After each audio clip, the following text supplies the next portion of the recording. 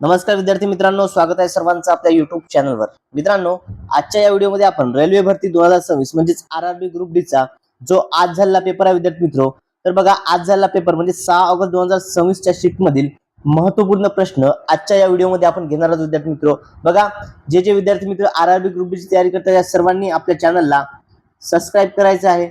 Okay, बघा विद्यार्थी मित्र, तुम्हाला या प्रश्नाची पीडीएफ देखील डाउनलोड करता येणार आहे। पीडीएफ कशी डाउनलोड करता येणार आहे हे आपण व्हिडिओमध्ये पुढे बघूया।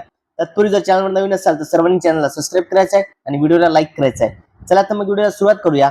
बघा, आजच्या या सेशन मधील पहिला प्रश्न आपल्या स्क्रीनवरती आहे।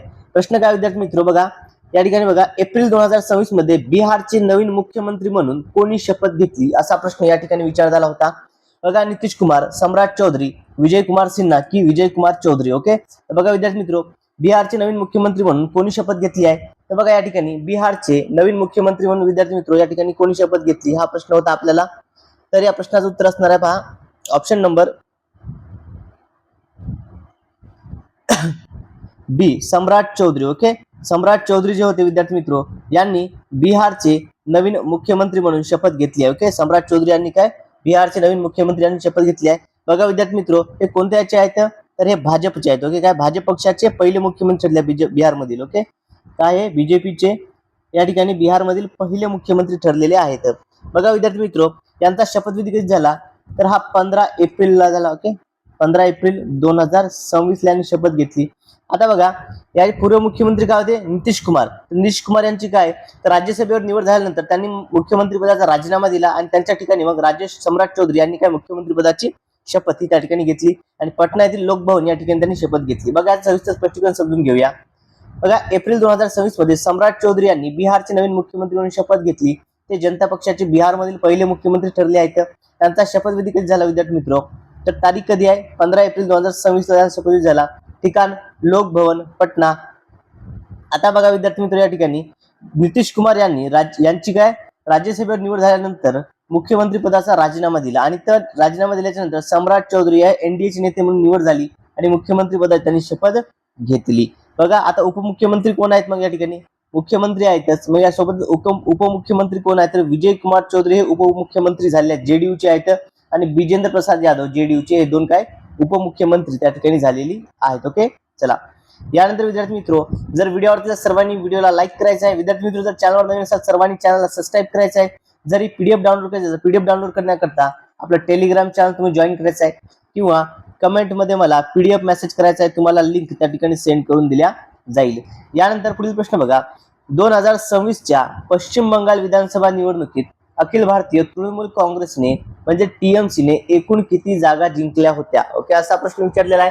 तर बघा, टीएमसीने विद्यार्थी मित्र 77, 80, 115 की 207, तर टीएमसीने एकूण किती जागा जिंकल्या होत्या विद्यार्थी मित्र? तर यामध्ये टीएमसीने एकूण 80 जागा जिंकल्या। ऑप्शन नंबर बी 80 हे आपल्या प्रश्नाचं योग्य उत्तर आहे। ओके, टीएमसीने किती जागा जिंकल्या? त्या ठिकाणी टीएमसीने 80 जागा या जिंकलेल्या आहेत। बघा विद्यार्थी मित्र, या ठिकाणी टीएमसीने किती जिंकल्या? 80, आणि बीजेपीने किती जिंकल्या या ठिकाणी? तर बीजेपीने जे आहेत विद्यार्थी मित्र बघा 207 जागा जिंकल्या होत्या। किती? 207 या ठिकाणी। पहा, 2026 च्या पश्चिम बंगाल विधानसभा निवडणुकीत अखिल भारतीय तृणमूल काँग्रेसने एकूण 80 जागा जिंकल्या। एकूण जागा किती आहेत त्या ठिकाणी विधानसभेच्या? ओके, पश्चिम बंगालमध्ये एकदम विधानसभेच्या जागा किती आहेत? 294। 294 पैकी टीएमसीने किती जिंकल्या? 80, आणि त्यापैकी बीजेपी भारतीय जनता पक्षाने 207 जागा जिंकून बहुमत मिळवले आणि टीएमसीच्या 15 वर्षाच्या राजवटीची जी राज्यातली सत्ता होती ही संपुष्टात आणली आणि त्या ठिकाणी बीजेपीचं सरकार स्थापन झालं आणि या ठिकाणी।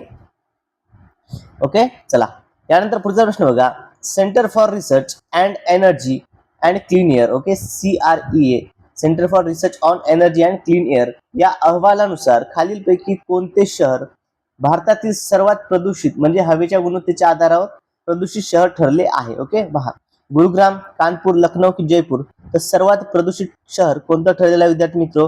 तर ते या ठिकाणी गुरुग्राम। कोणता आहे?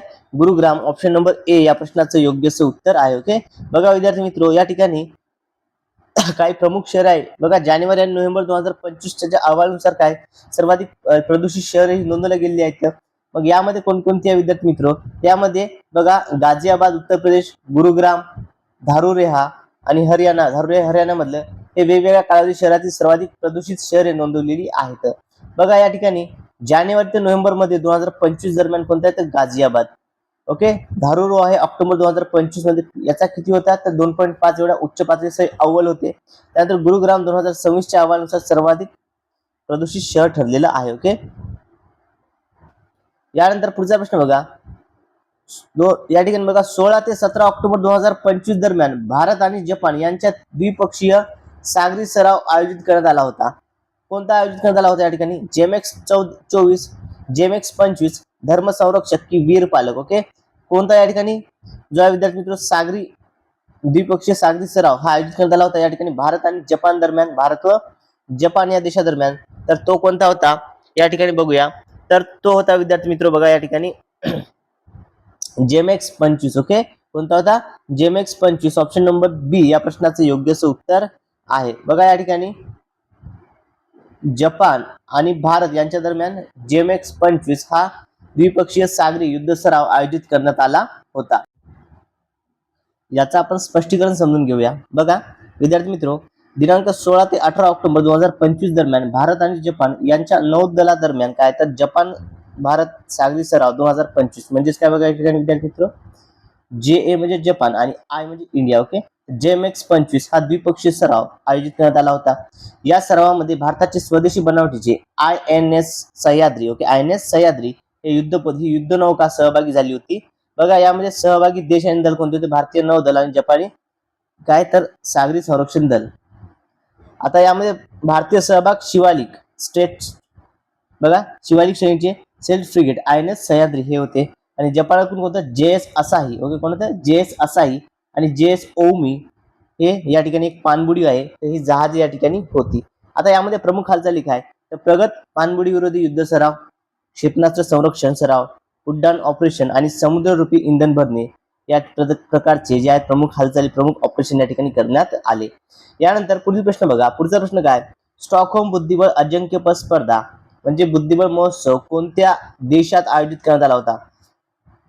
पर्याय बघा या ठिकाणी ऑप्शन ए आहे नॉर्वे, स्वीडन, फिनलँड की जर्मनी. ओके, तर हा कोठे आयोजित करण्यात आला होता असा प्रश्न या ठिकाणी विचारलेला विद्यार्थी मित्र. तर हा या ठिकाणी बघा स्टॉकहोम बुद्धिबळ अजिंक्यपद स्पर्धा जी आहे विद्यार्थी मित्र ही या ठिकाणी स्वीडन या ठिकाणी आयोजित. ओके, स्वीडन ऑप्शन नंबर बी हे या प्रश्नाचं योग्य उत्तर आहे. ही स्वीडन या ठिकाणी आयोजित करण्यात आली होती. आता स्वीडन ही कशाची राजधानी आहे? ही स्टॉकहोमची राजधानी. ओके, स्टॉकहोमची राजधानी स्वीडन या ठिकाणी या स्पर्धा आयोजित करण्यात आल्या होत्या. बघा स्टॉकहोम बुद्धिबळ महोत्सव स्पर्धा स्वीडन देशात आयोजित केली जातात. ओके, स्टॉकहोम ही स्वीडनची राजधानी असून तिथे FVC अरेना या प्रमुख सारख्या ठिकाणी काही चेस पार्टी आणि क्रिस्टल कप यासारखे मोठे बुद्धिबळ महोत्सव आयोजित दोन असतात, एक चेस पार्टी आणि crystal club. Okay, return club या ठिकाणी आयोजक देश होता स्वीडन, प्रमुख ठिकाण ते स्टॉकहोम शहर. यानंतर पुढील प्रश्न घेऊया. पुढचा प्रश्न बघा विद्यार्थी मित्र काय, सिनर्स या चित्रपटातील आपल्या उत्कृष्ट दुहेरी भूमिकेसाठी 98व्या अकादमी म्हणजे ऑस्कर 2026 पुरस्कार जो आहे या सोहळ्यात सर्वोत्कृष्ट अभिनेत्याचा पुरस्कार कोणत्या अभिनेत्याला मिळाला? विद्यार्थी मित्र अत्यंत IMP असा हा प्रश्न आहे विद्यार्थी मित्र. बघा आगामी या ठिकाणी तलाठी भरतीमध्ये देखील हा प्रश्न विचारायचे चान्सेस आहेत. ओके, आगामी जी तलाठी भरती होणार आहे त्या तलाठी भरती करता हा IMP प्रश्न आहे, त्यामुळे सर्वांनी हा प्रश्न नोट डाऊन करून घ्यायचा आहे. बघा या ठिकाणी ऑस्कर 2026 मध्ये सर्वोत्कृष्ट दुहेरी भूमिकेसाठी सर्वोत्कृष्ट अभिनेता म्हणून पुरस्कार कोणाला मिळाला? तर बघा लिओनार्डो डिकॅप्रियो. ओके, लिओनार्डो डिकॅप्रियो, त्यानंतर टिमोथी शॅलमेट, मायकल बी जॉर्डन आणि इथन हॉक. तर हा पुरस्कार कोणाला मिळाला?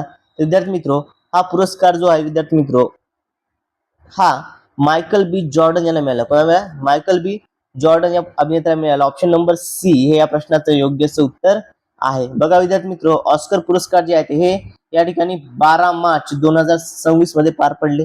ओके, हा 12 मार्च 2026 ला हा पुरस्कार सोहळा जो आहे हा पार पडला होता. मग या ठिकाणी यावरती 100% प्रश्न आपल्याला येत असतात. बघा 98व्या अकादमी पुरस्कार ऑस्कर पुरस्कार सिनियर्स या चित्रपटातील दुहेरी भूमिकेसाठी इलियाना स्मोक आणि इलियाना स्टॅक या दोन भूमिका त्या ठिकाणी पार पाडल्या होत्या, स्टॅक आणि स्मोकच्या. ओके, इलियास या अभिनेत्यास काय तर मायकल बी जॉर्डन हा जो अभिनेता याला हा मिळाला. 12 मार्च 2026 रोजी ऑस्कर पुरस्कार सोहळा जो आहे तो पार पडला होता. याची पहिली कामगिरी आहे. बघा मायकल बी जॉर्डन यांना या चित्रपटात जुळ्या भावांची भूमिका साकारली. त्यांनी पहिल्यांदाच या ठिकाणी या प्रकारची भूमिका साकारली. आणि ऐतिहासिक विजय काय, तर जुळ्या पात्रांच्या भूमिकेसाठी ऑस्कर मिळवणारे ते इतिहासातील पहिलेच अभिनेते ठरले. ओके, यामुळे हा प्रश्न IMP बनतो. बघा, ऑस्कर पुरस्काराच्या इतिहासामध्ये जुळ्या भूमिकेसाठी ऑस्कर मिळवणारा पहिलाच अभिनेता हा ठरलेला आहे. तो कोणता आहे तर विद्यार्थी मित्र बी जॉर्डन. ओके, मायकल बी जॉर्डन. आणि त्यांच्या कारकिर्दीमधील देखील हा पहिलाच ऑस्कर पुरस्कार आहे जो की त्या अभिनेत्याला मिळाला आहे. ओके, जॉर्डन यांना मिळालेला हा पहिलाच ऑस्कर पुरस्कार आहे. मग आता या ठिकाणी विद्यार्थी मित्र ऑस्कर पुरस्कार 2026 आपल्याला खूप महत्वाचे आहे. यावरती 100% आपल्याला प्रत्येक आगामी ज्या काही परीक्षा होतील, तलाठी भरती असो, MPSCच्या ज्या काही स्पर्धा परीक्षा आहेत, जलसंपदा विभाग असो, पोलीस भरती असो, त्यामध्ये 100% यावरती प्रश्न येत असतात. त्यामुळे सर्वांनी हा पॉईंट व्यवस्थित कव्हर करून जायचा आहे. ओके, बघा विद्यार्थी मित्र, जर व्हिडिओ आवडला असल्यास सर्वांनी काय करायचं आहे, व्हिडिओला लाईक करायचा आहे. आणि तुम्ही जर अजूनही आपल्या चॅनलला सबस्क्राईब केलं नसेल तर सर्वांनी आपल्या चॅनलला सबस्क्राईब करायचं आहे. सोबत तुम्हाला ही PDF देखील मिळते येणार, त्याकरता चॅनल सबस्क्राईब करून कमेंटमध्ये PDF मेसेज करायचा आहे. बघा, आता या ठिकाणी ऑस्कर पुरस्कार 2026 चे विजेते आपण बघूया.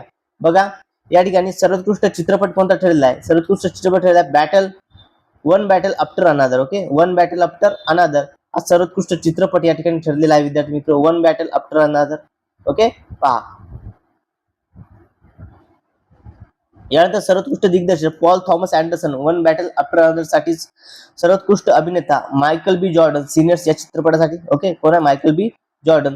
सर्वोत्कृष्ट अभिनेत्री कोणती आहे, जेसी बॅकले हॅमनेट साठी. सर्वोत्कृष्ट सहाय्यक अभिनेता Sean Penn one battle after another साठी. सर्वोत्कृष्ट सहाय्यक अभिनेत्री एमी मॅडिगन वेपन्स. सर्वोत्कृष्ट मूळ पटकथा जी आहे ती रायन कुगनर सिनियर्स चित्रपटाची. त्यानंतर सर्वोत्कृष्ट रूपांतरित पटकथा Paul Thomas Anderson one battle after another. सर्वोत्कृष्ट आंतरराष्ट्रीय वैशिष्ट्यपूर्ण चित्रपट तो कोणता आहे तर सेंटिमेंटल व्हॅल्यू नॉर्वेचा आहे. ओके, त्यानंतर सर्वोत्कृष्ट अॅनिमेटेड चित्रपट Kpop demon hunter. Okay, कोण आहे, केप ऑफ डेमन हंटर हा सर्वोत्कृष्ट अॅनिमेटेड चित्रपट त्या ठिकाणी ठरलेला आहे. सर्वोत्कृष्ट मूळ संगीत हा लुडविग गोरान्सन सिनियर चित्रपटाचाच आहे. सर्वोत्कृष्ट मूळ गाणे golden Kpop demon hunter या अॅनिमेटेड चित्रपटाचा आहे. सर्वोत्कृष्ट छायांकन जे विद्यार्थी मित्र ऑटम ड्युरॉल्ड आर्पांको सिनियर चित्रपटातील. या श्रेणीत चित्रपट ऑस्कर जिंकणारा ही पहिली महिला ठरलेली आहे. ओके, ऑटम ड्युरॉल्ड ही पहिली महिला त्या ठिकाणी ठरलेली आहे. त्यानंतर सर्वोत्कृष्ट माहितीपट मिस्टर नो बडी अगेन्स्ट पुतीन हा सर्वोत्कृष्ट माहितीपट त्या ठिकाणी ऑस्कर पुरस्कारामध्ये ठरला. सर्वोत्कृष्ट वेशभूषा जी आहे विद्यार्थी मित्र ही फ्रँकनस्टाईन केट हॉली यांची. त्यानंतर सर्वोत्कृष्ट व्हिज्युअल इफेक्ट्स अवतार फायर अँड ॲश या चित्रपटात मिळाले. सर्वोत्कृष्ट व्हिज्युअल इफेक्ट्स अवतार फायर अँड ॲश या चित्रपटासाठी मिळालेली आहेत. विद्यार्थी मित्र, जर तुम्हाला ही PDF डाउनलोड करायची असेल तर ही PDF डाउनलोड करण्याकरता काय करायचं आहे तुम्ही तर सर्वात प्रथम विद्यार्थी मित्र आपलं चॅनल सबस्क्राईब करायचं आहे. साईडला जे बेल आयकॉन आहे याला देखील प्रेस करायचं आहे. आणि PDF मिळवण्याकरता आपलं टेलिग्राम चॅनल देखील जॉईन करू शकता, ज्यावरती आपण आतापर्यंतच्या सर्व PDF त्या ठिकाणी अपलोड केलेल्या आहेत. यानंतर पुढचा प्रश्न बघा विद्यार्थी मित्र, 77व्या प्रजासत्ताक दिनानिमित्त 2026 जो प्रजासत्ताक दिन होता, आंतरराष्ट्रीय अंतराळ स्थानकाला ISS ला भेट देणारे पहिले भारतीय अंतराळवीर ग्रुप कॅप्टन शुभांशु शुक्ला. कोण, ग्रुप कॅप्टन शुभांशु शुक्ला जे आहेत. तर विद्यार्थी मित्र ग्रुप कॅप्टन शुभांशु शुक्ला यांना कोणत्या सर्वोच्च पुरस्काराने सन्मानित करण्यात आले.